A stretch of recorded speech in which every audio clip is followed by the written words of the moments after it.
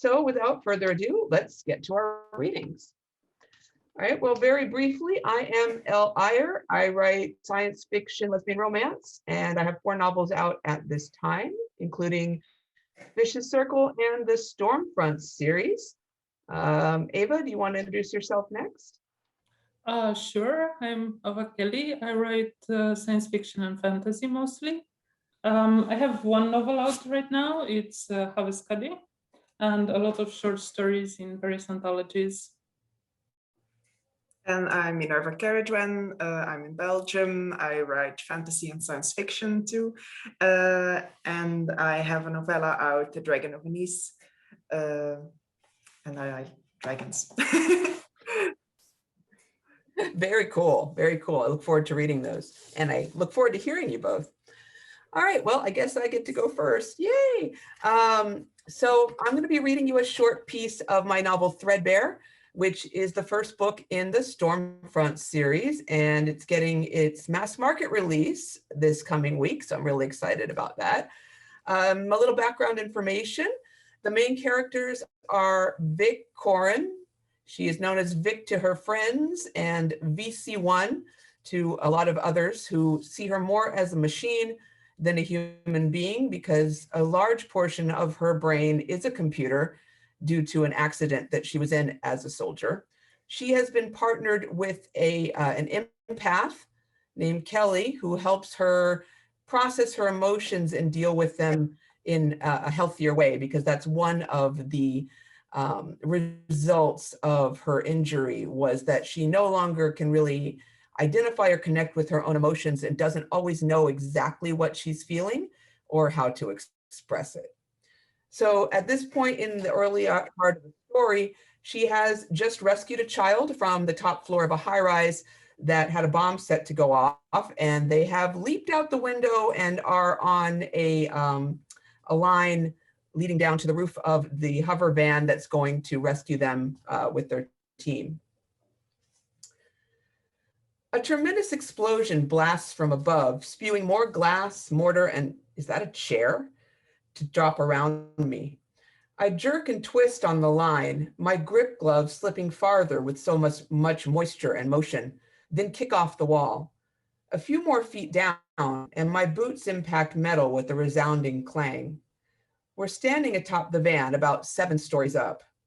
Most hover vans can't rise that high. The legal limit is 20 feet, but we get all the bells and whistles on our toys. You aboard, or was that a lamp? Alex calls. So much for no big booms, Lyle grumbles. Alex and Lyle, not Kelly. I can't hear her, my rock, my support, my constant advisor. If she's not talking, something is very wrong. And even with my computer suppressors, it scares the hell out of me. We're aboard. My boots slide on the wet metal roof as wind buffets the van. 3 scrunches of my toes activate the magnetic clamps in the soles, and I yank the boy beside me down into a crouch for better balance. He looks up at me, and I'm startled by his grin. That was wild. Huh. See me for a job when you're older, I shout over the howling gale. Lyle, keep us steady. Alex, let us in. You forget who you're talking to, Lyle says. Then under his breath, taking orders from a walking computer.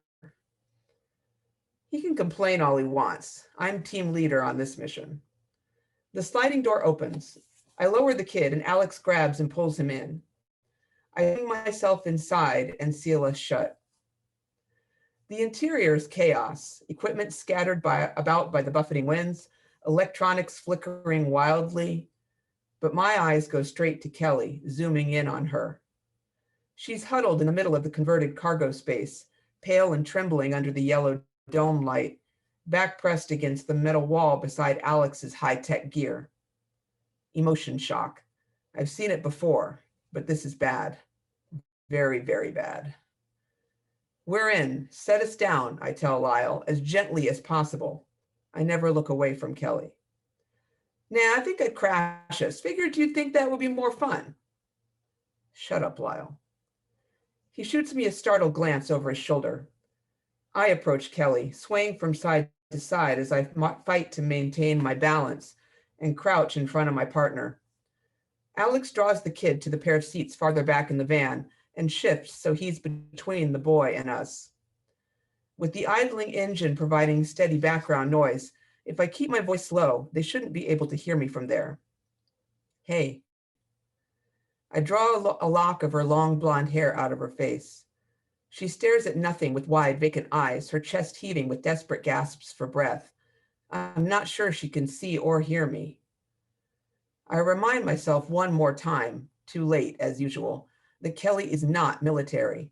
No matter how much trading the Finding Storm gives her, she's medical support, breakable, and I've broken her. Kelly, I try again. Kel, hey, I'm here, I'm safe. I tap her face lightly with my fingertips, then yank my hand away when she recoils. An electric jolt runs up my arm. That was different. Stupid, Vic, stupid. Physical contact makes it worse, and she's still wrapped up in my emotions. All the emotions I would have felt from the elevator to the stairwell to my swan dive. I should know better. This isn't the first time I've overloaded her with one of my crazy stunts, but it's definitely the worst. I've never gotten feedback like that shock from her before. I drop my hand to one of my pants pockets in the hypo press I always keep for her. Drugs to calm her when I shoot up her nerves. But they can't be administered unless she's at least a little bit responsive. Otherwise, they could plunge her more deeply into her comatose state. I'm going to have to do this with words. I suck at words. Put your shields up, Kel, I whisper. I'm okay. I don't need you right now. Something inside me twists and I swallow bile. My internal display shows an image of a seesaw, me on one side, Kelly on the other, the board perfectly balanced. That's not helpful. The image fades. I'm lying to her and my implants know it. I need Kelly. I always need her. Maybe not right this second, though there's a disturbing trembling in the hand I used to touch her, a precursor to the meltdowns that follow my missions. If she doesn't get it together, I'll revert to how I was after my surgery. But I've got more reasons for doing this than protecting my sanity. I can't quite isolate them. The flooring vibrates beneath my boots, the tires unfolding from the base of the van, and we settle to the street with a soft clank. Everyone watches me, the van's interior silent except for Kelly's panting. A soldier who can't control her feelings, trying to bring an empath out of emotion shock. We are so screwed. Won't she just come out of it on her own? She always has before, Alex says, his quiet voice like thunder echoing in the metal van. Too much. It was too much. She could go into a coma or die. So stop interfering in what I'm trying to do. I quit ranting. I need to be calm for her to be calm. I take a long, slow breath. What should I say to drag her back? One thing I know, I shouldn't lie. Okay, I'm full of shit. Unable to look her in the eye, I stand and pace, 2 feet left, 2 feet right. I do need you. The tremors pick up in intensity. This is going to get bad. My jaw tightens, my throat closes. Kelly once told me I could always cry with her, but I can't do that here in front of Alex, Lyle, and the kid. I won't. I stop pacing and stare down at the top of her head. Somehow I choke out words. I can't show you how I feel. I can't explain what she means to me, how much I depend on her, how important she is, not with the suppressors working overtime to keep me from freaking out. I should turn them off. Kelly would want me to now that I'm out of immediate danger. We worked on that a lot. They're a crutch. But I can't handle what I'm feeling without their cushion. Besides, shutting them down would expose her to more of my anxiety and stress. I want to break something, and my hands clench and unclench at my sides. Words try to form, pushing their way through my constricted throat. Words that might somehow convey the insane chaos of feelings clamped down beneath my tech. The thought dies before it's born. I force out the only 4 I can shape into something coherent. I'm human with you. Her rapid panting slows and then stops. Her head comes up a few inches at a time. Kelly smiles. Strained as it is, it still doubles the light in the van. You're always human. she says. And I'm going to stop there so that everyone gets a good amount of time to read. And thank you very much for listening. Next. That was great. Thank you.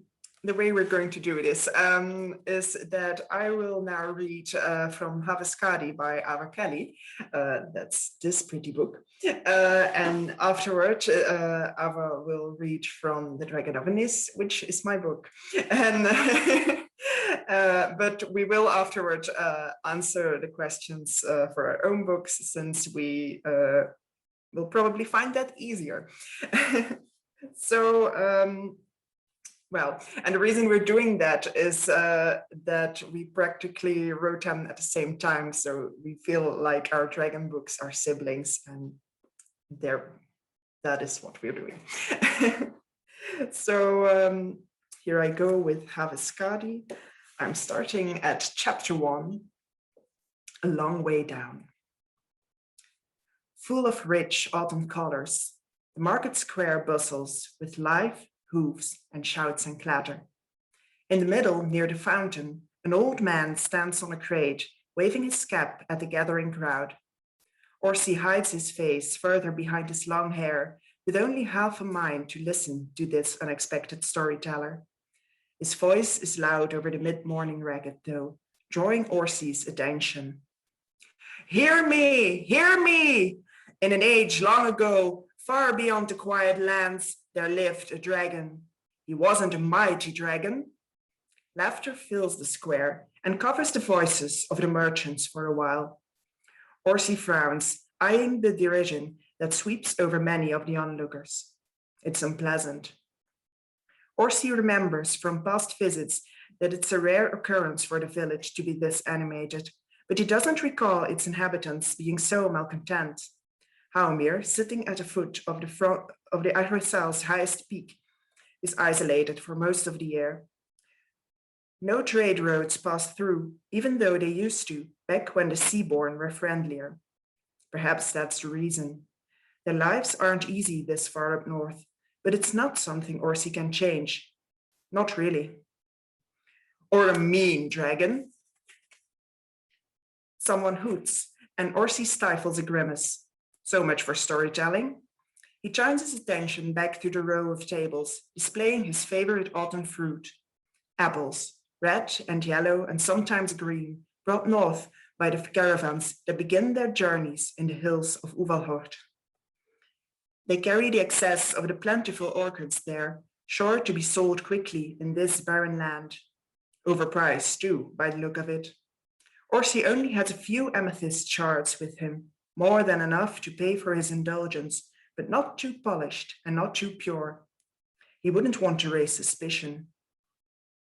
But he liked the frost and the cold bite of the highest mountaintops. Orsi shrugs as he sniffs at an apple. Some dragons do like the snow. He spares a glance at the storyteller. His head now sits on the ground before him, collecting donations ineffectively. Orsi sighs. Dragons aren't very loved in these ages. And his name was Haveskadi, the shadow of the icy peaks. He has graced our village from his home above the clouds, the old man continues, arms raised to point at the mountain standing tall to the north. There's no dragon up there, you old fool, someone shouts, or we'd be rich. The old man waves a hand, annoyed.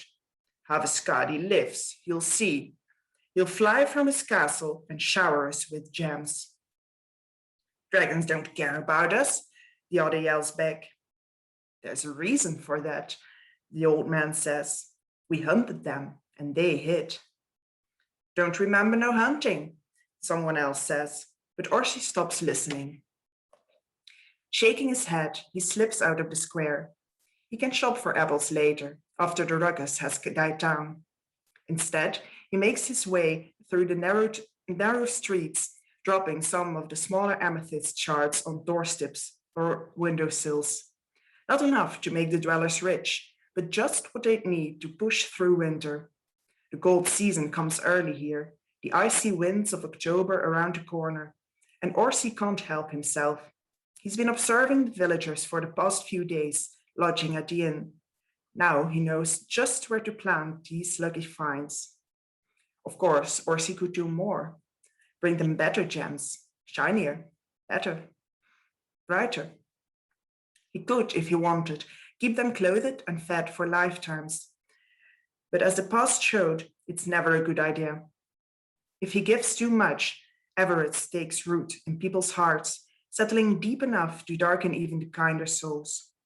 Others, both younger and older than himself, have made this mistake before with dire consequences, and Orsi doesn't need crowds gathering at his gates for undeserving charity. He's finishing his meandering and rounding back to the square when he sees the old man from before. The storyteller is sitting at the edge of a narrow street outside the hustle and hurry, surrounded by children. A gem, the old man says, gesturing wildly, carved from the essence of magic, was given to the very first dragon at the beginning of time for safekeeping. The children let out an "oh" in unison, and the old man's smile grows. He's enjoying his story, it seems, and Orsi leans against the wall, poised to listen. After the dragon passed away, the gem divided among his sons and daughters, on and on, until each dragon held a small one right underneath their ribs, tied to them by the force of their heartbeats. Legends grew and spread, and the gems became known as Anaskets. Do you know what that means? It's dragon soul in the old language of the North. A collective blink follows the reveal, the kids mesmerized. But the kings of other creatures hunted them, the old man adds, causing various degrees of frowning. Why? A little girl asks.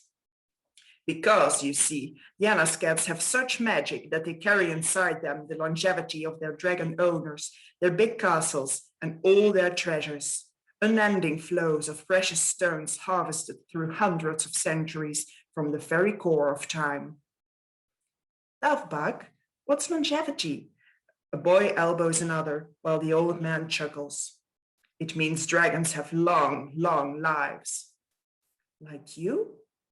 Longer. One of the bickering boys speaks up then, arms crossed. King Ag never hunted a dragon. No, Davbak tells him, but his great-grandfather did. It's why our lands are left barren. See, many, many years ago, King Ag IV stole a dragon soul. He lived for centuries before Red Mist, the dragon warrior, came and took back what belonged to her kin. The Anasket? Yes, indeed. Red Mist, Davbak continues, lifting both hands in a semblance of claws, came and laid waste to the land, cursing it to be forever arid. Would you cut it with that drivel? A woman scolds Davbak before she grabs two of the kids by their elbows. She shoos the other children to their homes and leaves with her own, but not without glaring as much as possible at Davbak. Orsi finally moves toward the square, slipping a small piece of onyx in the old man's pocket as he goes. At least someone is trying to remember the dragons. Now I'm going to skip for a small bit of chapter 2 where we meet the other main character, and he's encountering his first dragon in the mountains of down. An owl flies in a flurry of wings, its sleep disturbed. Then another bird, and a different one. A flock follows high above, coming from the north, right before whining echoes through the trees, along with the sound of paws frantically shuffling over the ground. Wolves? Running? Whatever is scaring wolves must be dangerous. It's heading his way, or nearby already, so Ark readies his bow as he surveys the forest around him. A horse neighs, another stirs, then two more shuffle with agitation. The pack Ark heard rushes out of the trees, crosses the road, and is gone again before he can release his breath. In their wake, however, screams and noise arise as the merchant and his men scramble for shelter under carts and behind trees, leaving their horses unattended in the rush. A couple of the neglected animals escape down the road, the thundering of their hooves loud and distracting. It's where Ark doesn't notice it until it's right above them. A massive shadow with wings wide and larger than anything Ark ever seen, covered in scales. A dragon, Ark realizes, the air rushing out of his chest, and he stumbles back. He steps on a rock, wobbles as he tries to keep his eyes on the flying creature. The movement of its wings lets the sunlight shine through from farther above, stabbing Ark right in the eye, and he loses his balance. His arrow escapes his hold, shooting straight up. That's surely bound to anger the dragon, because what else could a bow do against such a majestic being? IG used to be adamant that dragons were worthy of more respect than mortals gave them, and not just because of their fickle tempers. Mana used to laugh and tell Ark, should he ever cross a dragon, it was best to apologize immediately, no matter who was at fault. Fickle indeed. Behind him, the men of the caravan keep hidden, and Ark waves at them with a rushed, "Stay there," before he runs after the dragon. It flew south around the mountain slope, so Ark follows the ever-narrowing path. He hurries, unwilling to bring the wrath of magic onto the valley, even though most of its dwellers observe it. Ark comes to a halt as he turns a sharp corner. Where did the dragon go? A wide clearing appears up ahead, to the side of the road, and behind a thicker patch of pines, so maybe it landed there. Ark takes off that way, wondering what best honorific to start with. He doesn't know anything else about dragons. IG never had time to teach him. The clearing opens under the midday sun, surrounded in a haze of golden light, stopping Ark's run and stealing his breath. No sign of the dragon, but something is lying in the grass, something that draws him.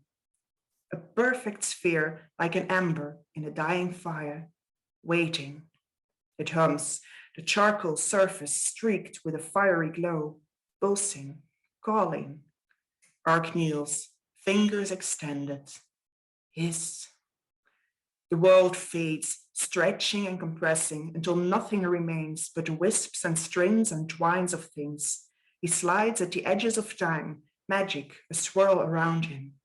It's his to cherish.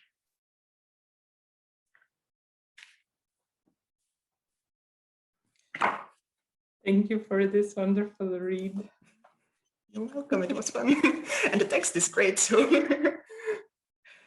I'm Ava, and as I said, I'm going to read from the Dragon Anis.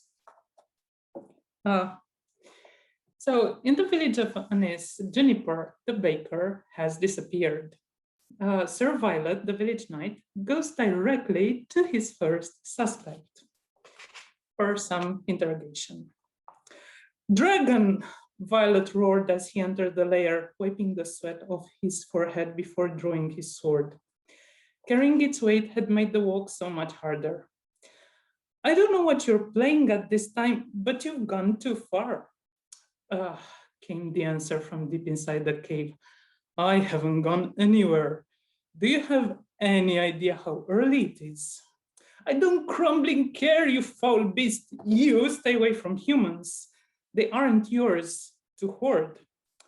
"Humans?" With its familiar rustle and tinkle, the dragon moved until it was almost nose to nose with Violet. "Why would I hoard humans?" "Oh, don't act like there's anything that ever goes missing and doesn't show up in your cozy little cave. I know you did it. Now tell me, where are you hiding her?" Violet looked around and even glanced at the ceiling, but there was no immediate trace of a woman in her 40s with flour on her apron. "I have no idea what you're talking about," the dragon said. "Your presumption is ridiculous. Hoarding your kind? Have you seen yourself? I hoard beautiful things, no weird, bold, scaleless bipeds." "Except if you got bored again," Violet said, unimpressed by the insults. Of course, the dragon would try to distract him if it really was guilty, but Violet wouldn't let it. He was a professional, specialized in dragon crimes, this dragon's crimes. "I bet you fancy that change. Wanted something that wasn't some straining on the eye. Even dragon eyes must get old and tired. Or maybe you wanted something that talks back. After all this time in here, you must have gotten awfully lonely. The dragon snorted. How could I get lonely when I have you constantly swooping into my home? I'll tell you this, Violet said, pointing his sword at the dragon's scaly face. If you start harming us, if you start hurting humans, you can say goodbye to your peaceful existence. The whole village would be crowding your space with pitchforks and skewers. Oh dear, the dragon sighed, leaning back. You must care an awful lot about her. She is a fellow citizen of Anis, and I have been employed to find her. Well, I hope you do, and soon. You're no fun at all in this mood, but be my guest. Search the whole cave if you must. But I can save you the trouble and tell you that she's not here. I do not hoard anything or anyone that needs feeding, ever. Not just because I would be keeping them against their will, but also because it's more trouble than it's worth. And before you think of spawning that next accusation that's forming into your deteriorated little brain, no, I did not eat her. The creature's nostrils widened, and for the first time in 10 years, Violet wondered if he should be afraid of it. Then it turned around and retreated to its usual resting spot. Violet put away his sword and picked up some handful of coins and necklaces. He even dragged the large harness from the pile of treasure, but he felt utterly ridiculous. If Juniper were here, that would mean she was either buried under the hoard or good at keeping still in the shadows, that it had to mean that she did not want to be found. And the dragon was right. After all these years, Violet should have realized that harming people was not its style.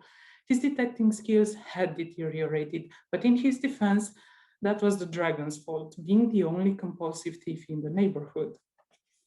Now, he didn't have a clue what to do. If you're not looking for her, why are you still here? The dragon growled, not even opening its eyes. I'm thinking, Violet answered. I understand why you want me to witness such an extraordinary moment. Violet felt strangely relieved that the dragon still made the effort to reply. I don't know where else to look for Juniper, he confessed. Yes, I understood that too, but I think I made it clear that I can't help you. I do not know this lady. I don't know where she was last seen, if someone might have a motive to attack her, or if she could really be in danger. All I know is that I want to continue my nap.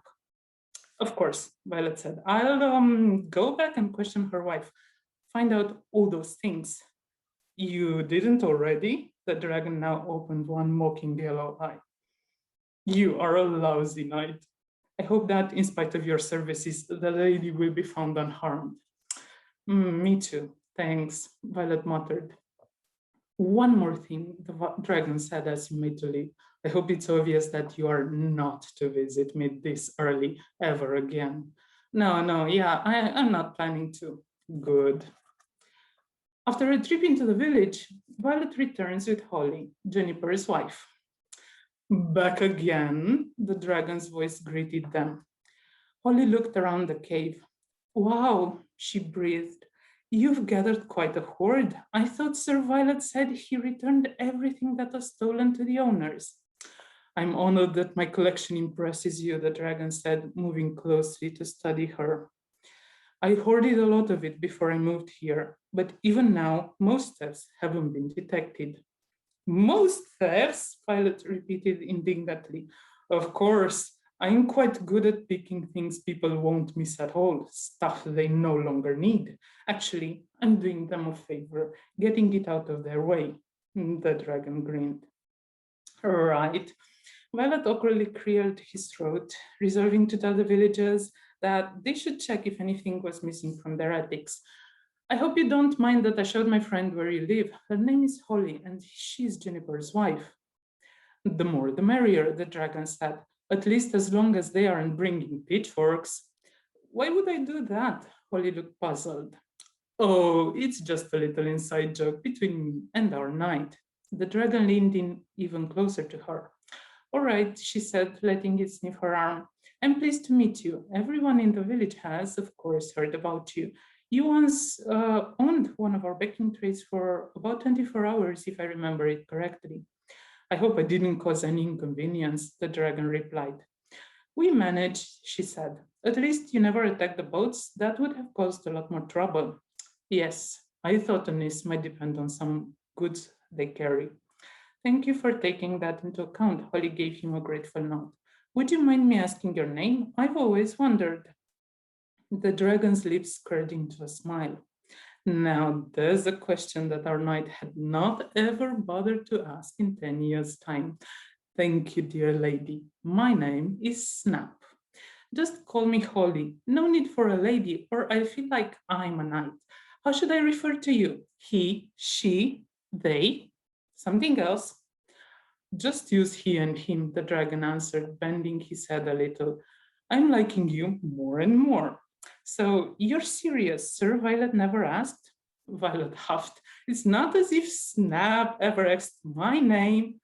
Oh, but clearly you are too fond of your privacy to share it before you knew mine, Snap said. Sir Violet, The last knight I encountered used the title of knight, not sir. Some do, Holly supplied, but others use sir, like Sir Violet, or lady, like Lady Edelweiss. You don't actually need to call me sir, Violet mumbled. No royal ever knighted me, or met me for that matter. People in Anis only call me that because I do what they think knights do. Oh, the dragon said slowly. So I may actually have hit a nerve earlier. You're not a lousy knight. You're not a knight at all. Yes, thank you. I'm aware. That's why we're here, in fact. We need your help. My help? Snap let out a short laugh. Not so long ago, you were accusing me. You thought I might have eaten juniper, was it? Holly stared at Violet.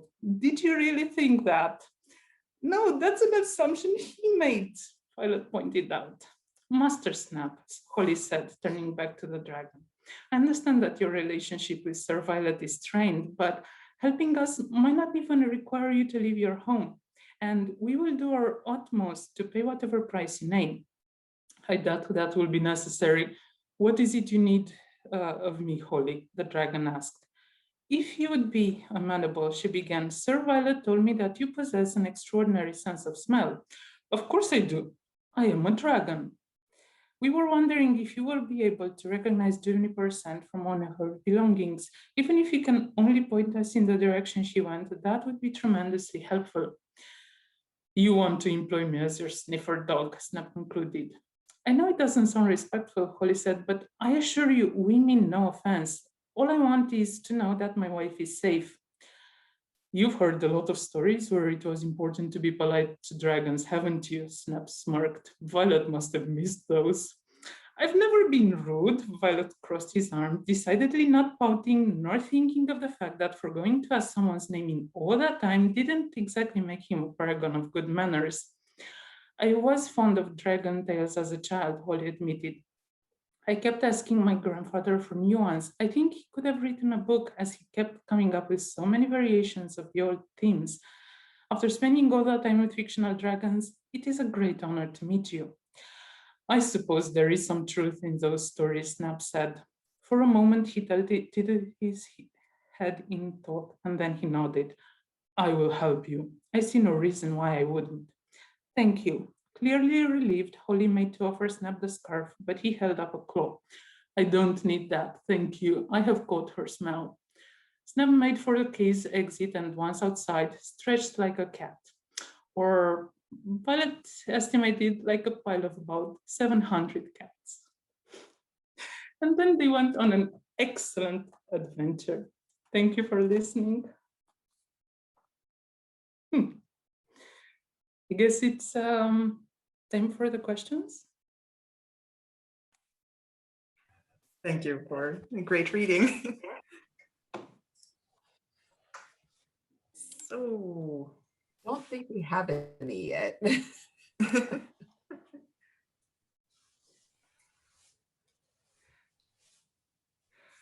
Oh, thank you very much.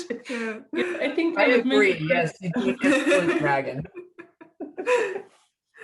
So For people who are not seeing the chat, Emily said that was all lovely, and Ava is totally playing Snap in the movie, and well, I can absolutely get behind that. Yeah. Oh, I think what I liked most about Snap was his sarcasm. Yeah, He's very great. there is a lot of me in Snap. Oh, then as you can see. So do you have a theater background, Ava? Me, no. Well, you should try it. You're quite good. Thank you very much. Elle, I have a question for you. Was it difficult to write a character that is part machine, part intelligent machine? It was a lot of fun. I've had this character in my head for like 20 years, and she, keeps screaming to get on the page. So she finally got on the page, and now she's all we want to write about. But no, because if you read the book, you realize very quickly that the machine is actually kind of a character all by herself, and she's sentient, and we don't realize that right away. And we also realized pretty quickly that while Vic isn't sure she's human, if you read her, you realize very quickly that she is human, and she feels everything, and she just doesn't know how to say it. So she might not see herself as human. She might see herself as a machine, but the reader hopefully is picking up that she feels it all. She really does. So no, it wasn't hard. It was the biggest challenge was making the machine become more human as the series went on, as the device in her head gets its own personality and gains more humanity itself, making sure that the increase was gradual. But other than that, no, it was just fun. It was fun to play with. Yeah, that sounds great. She sounds really great. Yeah, it sounds like a great book. Thank you. So somebody has asked, why dragons? Why do each love them? I think for me, part of it is like they're a symbol of like this strange and also a bit like the misunderstood, in the sense that well, depending on the story, of course, but generally they're like these really polite and noble creatures, but they hold a power that people are afraid of because they don't know about it. And yeah, that's something that's also really mirrored in the Dragon of Nice, that idea of holding knowledge about something, making it accepted, and I think that's something about dragons that's really interesting. Like they're a monster, but are they? And of course, yeah, it depends on what they do, but that's true for humans just as well. Oh, should I also answer that? I would like to support what Minerva said right now. And I also have this passion of turning tropes around and taking a second look to this and that mythological creature and so on. For instance, in Romanian culture, we have two types, in Romanian folk stories, we have two types of dragons, which are not like dragons at all. There's a balaur, which is a dragon with many heads, 3 or 5 or 7 or 9. And there is a zmeu, who is sort of a different type of dragon. And they're always the villains of the stories. They're always very, very evil. But then when I wrote Haveskadi, I kind of fell in love with dragons all over again, but a different type of dragons that we can recreate and enjoy and give them multiple dimensions. So they're not just evil, but people are not only one thing, you know? So why shouldn't dragons be more than one thing? We are more than one thing. So I guess, you know, if you don't like the world, recreate it to your liking. So that's my motto in life. And if we don't like our dragons, we can recreate them as we like them. I love could that. definitely, I'm wondering who your influences were, your author influences. It felt like I could hear some little bit of Tolkien in there, some beautiful descriptions, and then maybe some Anne McCaffrey in there. You know, it's really beautifully done. Both of them were really beautifully done. Thank you. For me, most of my influences are Romanian literature, since I grew up with it, and I only started reading in English and English authors when I finished high school. And the first English stuff I read was indeed Tolkien, The Hobbit. I think maybe that's why some. We do have a question about what age group and fans of which genres. For me, definitely adult. I love to write sex scenes, so yeah, definitely adult. And yeah, science fiction romance. I'm also going to have an urban fantasy romance coming out in the next year. So For the Dragon of Anis, it's very much all ages, in the sense it's a fairy tale. And just like the fairy tales of old, the idea is that everyone can sit around the metaphorical fire and listen, and it's appropriate for children just as well. It's very much meant to be read out loud to children and to talk about the subjects in the story. But I think adults can enjoy it just as well. So it doesn't really have a strict age limit. And when I wrote it as the story that I wanted to read myself at that moment. So both for my inner child and for the adult I was supposed to be by that time. Well, Haveskadi's creatures are creatures. Well, they are creatures. Characters are both adults. Ark is in his mid-30s, so he's a little bit of a mess, trying not to be a mess. And Orsi is a 100-year-old, well, hundreds of year old dragon. So I would recommend it for adults or young adults, but there is no graphical content and violence is at a minimum. So I would say if a teenager picks it up, it won't be something dire in it to, you know, harm them. Yeah, I think young adults will that definitely enjoy Yeah. it too. Yeah, having read it. In the Q&A, someone also asked for ebook links. I suggest we put those in the Discord server so people can find them easily. I think that's easier than quoting them here. I believe they're also available in the conference. Oh yeah, yeah. Oh yeah, we should have links on the conference website Under authors. Mm-hmm. Under our profiles. It looks like we've got time for maybe one or two more questions at most. Anybody has a last one? We got the 10-minute one a while ago. We've got my time manager in the back going, we only have this much time.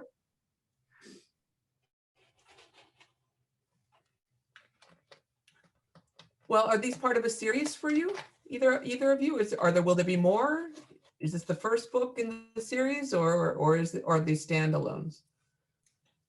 For me, it's the first book in the series. I am now working on the second book, which will have a lot more action than the first one, and a lot more adventure, hopefully, with a non-binary character, some trans characters, an arrow character, and maybe some intrigue in there to start the third one. I have plans for this series. For me, it's a standalone. I think I might return to the universe, but I don't think it would be a direct sequel since the story was finished.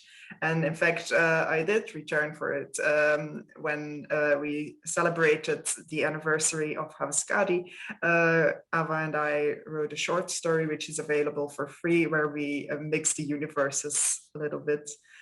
So we just had fun with that as a celebration. A crossover. Yeah. Cool. Yeah. Elle, you said yours was part of a series. Mine is the first book in the Stormfront series. It's a trilogy right now, and we're leaving it alone while I experiment with urban fantasy. And then it was meant to be 9 books originally, so the others are plotted, but they are not written. So the first 3 are already out, and it is a complete story arc. So you could read it and you would feel that the story was done. There were definitely ways I could take it if I need to, if it gets enough interest, but right now we want to do something different. So we've got a completed trilogy of urban fantasy coming soon. Congratulations on that. Yeah, congrats. Thanks. We Yes. had one more question. The question is, when or how did you come up with the idea for the story you read? Was it a lightning moment or something that came up over time? I'll go first.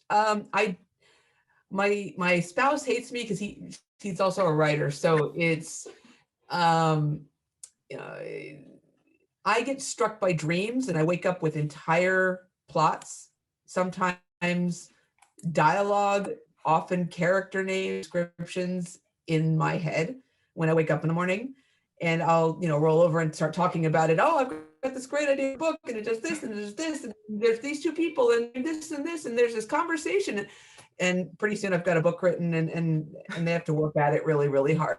So, and I'm not saying I don't work at it hard either, but it's plotter, pantser, very different approaches, but I tend to wake up with complete storylines, and I know I'm very lucky that way.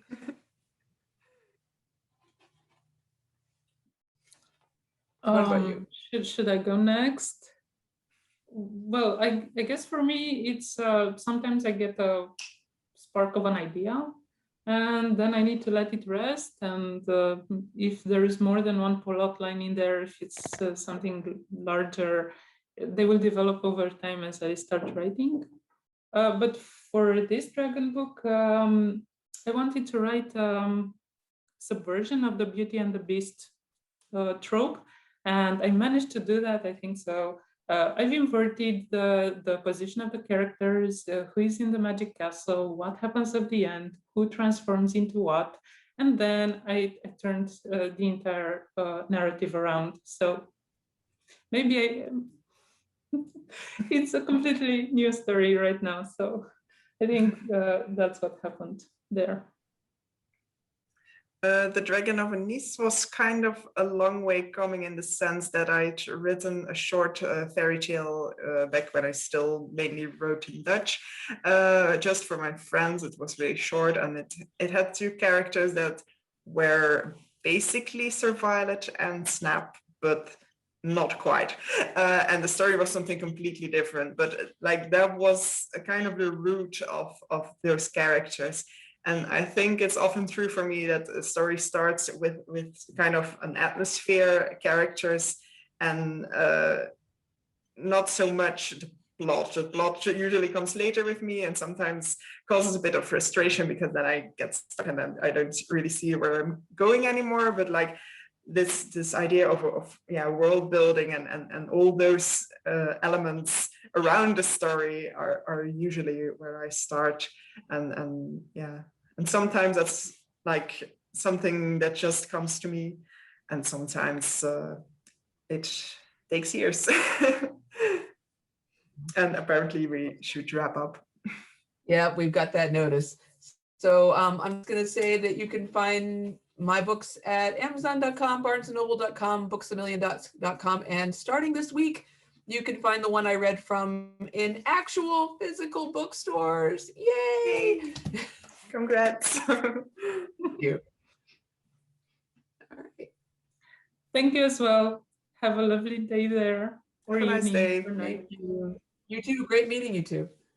You too. Thank you.